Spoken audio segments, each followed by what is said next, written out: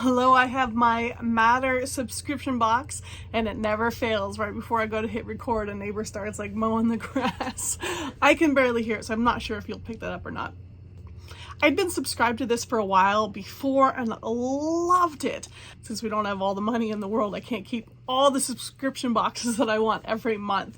On the website here, it says the Science Museum in a box. And I just love this. So it's like kind of educational, but it is absolutely not boring. You get like the coolest things in here. It's $49.99 a month. But it says what's inside. Each month, Matter offers a diverse array of scientific treasures to stimulate your mind that will leave you eager to share with others. Ancient fossils, rare artifacts, innovative experiments, and extraordinary specimens are hand-selected from around the world to bring you a personal exhibition of the universe's most interesting things. Research cards accompany every item, which I appreciate, offering scientific insights, history, and context to contemplate the experience. I had actually started a binder, which for some reason I'm not sure where it is, but I got like those sheet protectors that had like the 9 pockets, maybe it was 6, like pretty big pockets in each. And that's where I would keep all of my treasures that I got in the Matter box. So let's see what we have this month. I did see or hear they're gonna start, like a different scientist will curate the box each month. We'll see if that started with this one here or not. Ooh. A little sneak peek of what we got in the inside here. Yes, okay, so this box was, looks like this one was curated by Tyler Thrasher. Now, I do follow him on Instagram, and that's why I was excited, and I resubscribed because I follow him on Instagram, and he's just a super cool scientist that does these really awesome things. So it says Independent Scientist Series Volume 1. Featuring collections curated by independent scientists or laboratories. That's so cool. And I think that does kind of like pique my interest in wanting to stay subscribed to this. With an undying love for nature and its respective curiosities, there are a few things Tyler's brain isn't obsessing over. Between his pursuits to crystallize the world, he'll take like these insects and like crystallize them. It's so cool. Opalize everything and hunt down some of the realm's most unique plants. His passion to combine art and science every step of the way is his fire and fuel. The items in this month's box have been handpicked by Tyler, several curated in his own lab as some of his favorite scientific things in the universe. Enjoy your exploration. So as they mentioned, you're going to get these cards that will tell you a little bit more about the items in your box. It looks like we have 4 items. We're gonna start with the smallest one here. It looks like we have a little pack of seeds. What are these? Oh, is that like a picture of what they end up looking like? These are lithop seeds. Never heard of that. So it says there's 20 to 30 of them. Lithops, commonly known as living stones, are succulent plants native to the arid regions of southern Africa. These fascinating plants have evolved a unique morphology to mimic the appearance of surrounding rocks and pebbles. That's so cool. Serving as an adaptive camouflage against herbivores, these plants thrive in nutrient-poor soils with excellent drainage, making them ideal candidates for exorscaping or low-maintenance houseplants. That is great because I kill houseplants. They consist primarily of 2 fleshy leaves that store water, allowing them to survive for long periods of drought. The leaves are mostly underground, exposing only the flat, translucent tops that function as windows. Lithops are well suited for cultivation by both novice and expert gardeners, requiring minimal water and indirect light. I've never seen anything like that. That's so cool. Well, I'm just gonna have to plant these and try them out. I'm curious to see what the seeds look like without like dropping them all over the place. Oh, they are tiny. They are tiny. Okay, I'm definitely not even gonna like get them out of there. You can see them at the very bottom. We're just gonna close this back up very carefully. Okay, so we have lithop seeds, which look so cool. Okay, next I'm pulling out whatever this is. Color shifting glow pigment. Tyler does these really cool, it says from the lab of Tyler Thrasher. He does these really cool things with like glowing plants. Like it says this glow pigment is a cutting edge material that exhibits remarkable color shifting properties. In daylight, it presents a soft pastel orange hue, but when subjected to darkness, it undergoes a transformation to emit a vivid bright green glow. I wonder if I could like put this on some of my paintings. The pigment is engineered from strontium aluminate crystals doped with rare earth elements. The glow effect is a result of phosphorescence, a phenomenon where absorbed energy from ambient light is stored and then slowly released in the form of visible light. Compared to older zinc sulfide-based glow pigments, strontium aluminate offers longer lasting luminescence and improved brightness, thanks to its higher quantum efficiency and longer decay times. It says safety is a key feature of this pigment. It is a non-toxic, non-radioactive, that's good, and environmentally friendly, making it safe for a variety of uses, including artistic, household, and landscaping. Use it to paint anything you want to glow in the dark. For the optimal glow, expose the pigment to a light source to charge it before observing its glow in a dark setting. Oh, I can see it! It really does glow. That is really neat. So here is like the consistency of that. I don't want to like pour it out, but it has like a paint smell to it. I don't know that I should be sniffing it. I wonder if he has like more of that you can buy like on his site, because that's neat. Okay, next item, which holding up to the light I can already see like it's pretty blue. This is synthetic chalconthite. Oh, look at that. Those are very beautiful. Ooh, blue color. I'm gonna pour them all out so you see how many we got. Look at that color. Those are gorgeous. Oh, they're like translucent, like you can see the light through them. Put them back in the bag so I didn't lose them, but I will keep one out. Chalconthite, I don't know if I'm saying that right, is a striking mineral characterized by its vibrant blue color and complex crystal structure.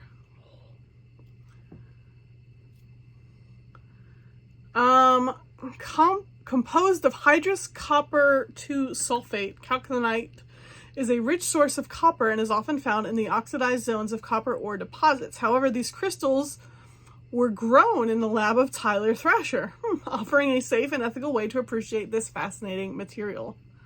Grown? Send me some seeds for this. No, I'm kidding. I have no idea how. The name chalconthite is typically reserved for the natural occurring mineral, although the crystal structure and composition of lab-grown and natural chalconthite can be identical. Nonetheless, the conditions under which they form are substantially different. Chalconthite is also soluble in water. This means that even a crystal that took years to form could dissolve if exposed to moisture. Due to the inherent copper sulfate content, which can be harmful if ingested or comes in contact with the eyes, it is advisable to always wash your hands after handling these crystals. They have also been sealed in a clear coating to minimize the risk. Consider displaying the crystals in a container that minimizes exposure to humidity. This will prolong the life of your specimen and offer an extra layer of safety. That's a good idea. Get a little clear container to put them in, maybe on the shelf or something. That color is just gorgeous. Yeah, I mean, this is something that was just so beautiful. I would want to display them. Like, those won't end up in the binder. It feels like a show and tell binder. Like after getting the Matter subscription box for a couple months, Like, just flipping through this is just the most fascinating, unique items. It's almost like something when you like have friends over, you would want to like have it out on the coffee table, because it's something just everyone would find so fascinating. Okay, we have this here. It says not for children under 4. Quantum experiment. Please read card before opening. Schrodinger's cat quantum experiment. This would be something that I never would have heard of had it not been for Sheldon and the Big Bang Theory. How many have seen that episode of Schrodinger's cat? In 1935, Erwin Schrödinger, in an attempt to explain the Copenhagen interpretation of quantum physics, he proposed an experiment where a cat is placed in a box with a sealed vial of poison that will break open at a random time. Now, since no one knows when or if the poison has been released, until the box is opened, the cat can be thought of as both alive and dead.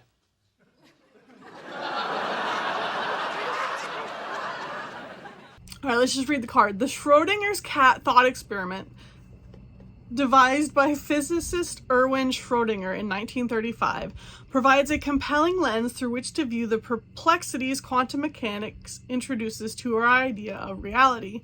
Schrödinger formulated this morbid hypothetical to critique the inherent paradoxes of quantum theory.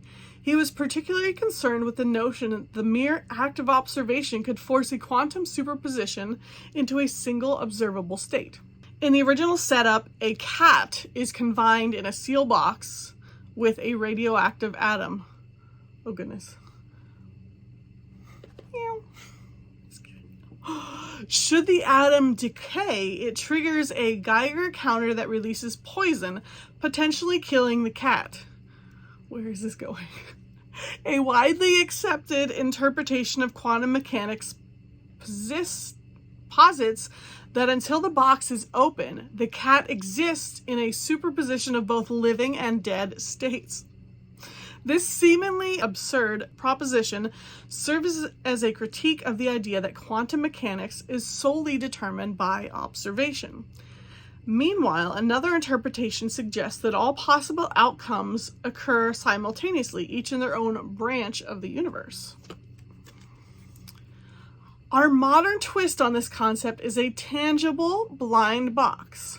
Rather than relying on the unpredictable decay of a radioactive item, this box has employed automated packing machines to instill an element of uncertainty.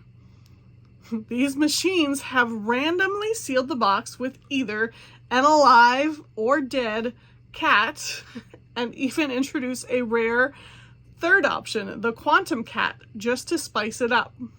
This modern adaptation does more than bring the original thought experiment to life. It establishes an interactive discourse with quantum mechanics, inviting contemplation on the roles of observation, uncertainty, and the underlying nature of reality. Experiment. You assume the role of the observer. With the power to open the box, you can unveil the cat's fate. So the questions are, is it reasonable to think that the act of seeing the cat is what creates reality? Do you think opening the box spawns alternate universes for each possible outcome? What? Alternatively, you may choose to leave the box sealed. Yeah, that's not happening. Preserving its contents in a superposition of all potential states, a modern echo of Schrodinger's central query. Is it reasonable to think the cat inside exists in multiple states, or is this notion fundamentally absurd? How does the experiment align or conflict with your intuitive understanding of how reality works? Oh man, this one makes you think too much. Like, just show me cool stuff. Like, this is... In my simple mind, I mean, the way I've always seen it, I mean, okay, consider there would be a cat and you don't know if it's dead or alive. Obviously, it's one or the other. By not opening it, I think that leaves you with hope that it could still be alive. And you might not want to open it because if it's not alive, then that's just sad. Although it kind of, so it's sealed at the top here. I kind of like that you can like get into it from the bottom. Maybe I'll do that because then it might still look cool to still look sealed. Shh, don't tell them I opened it. Since I opened it from the bottom, we got a butt of something.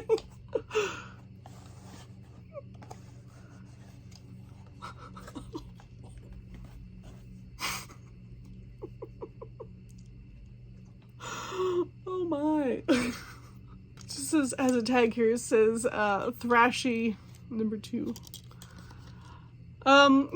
Yeah, so that's interesting. I mean, I find this a lot more interesting just because of I'm a big Big Bang Theory, the TV show fan, and since they had that episode, like that's already been like a concept that's kind of been like floating around in my head. And when presented to me by Sheldon, you know, I get it. I think if I had never heard of it, just reading the card, I probably would have had to read it a couple times and be like, what? What are you talking about? But that's really cute. I think that adds a super fun element that each month is going to be curated by like a different scientist. I really like that. So, you know, I'm going to stick with it for a bit. I'm excited to see what next month is. I doubt that I will ever like recognize another name of who's going to curate it. I think Tyler's been involved with, you know, the company that does the box, which is how I had found him initially. But super fun box. Hope you enjoyed seeing what was inside, and I'll see you next time. Bye.